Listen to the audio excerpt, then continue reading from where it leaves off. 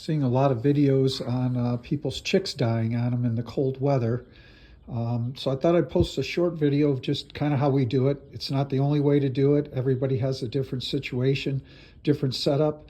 The last chicks I bought were 30 black sex lynx, a day old. We lost one in the cold. So here's my setup. I just used pallets to create an area.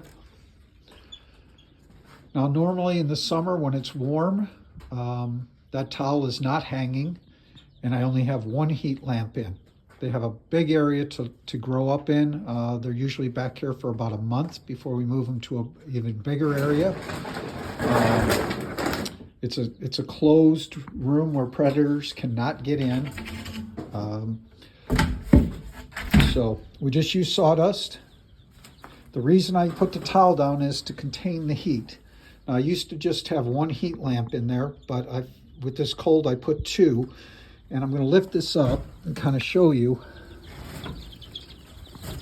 So what I do is, one is really for the chicks. They can go the other one too, but what I have found is in the really cold weather is I keep the food and the water close to one of the lamps. And the reason is I do not want the chicks drinking ice cold water or food.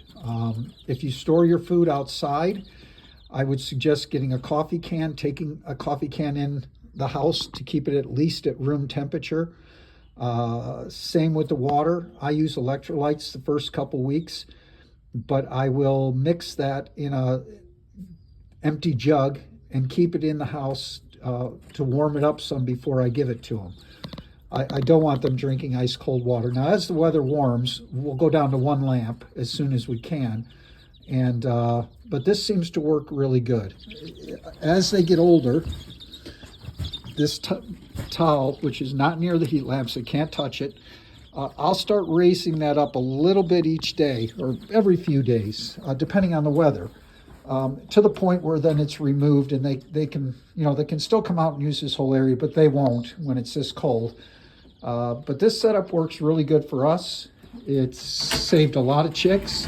Took some time to kind of figure it out, but you've got to contain the heat. Now, if you have a different setup, you got to be careful. If you're doing it in the house where you're already dealing with room temperatures, like in a basement or whatever, you can kill them from too much heat. So you got to kind of learn how to manipulate the heat. The old rule is if they're bunched up, they're too cold. If they're way too spread out, they're too hot.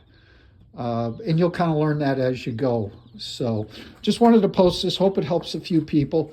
You don't have to spend a lot of money. This is made out of pallets, chicken wire, a couple of heat lamps, and that's about it. I mean, we're lucky we had the space, but everybody can do it in a water trough or whatever you need to do.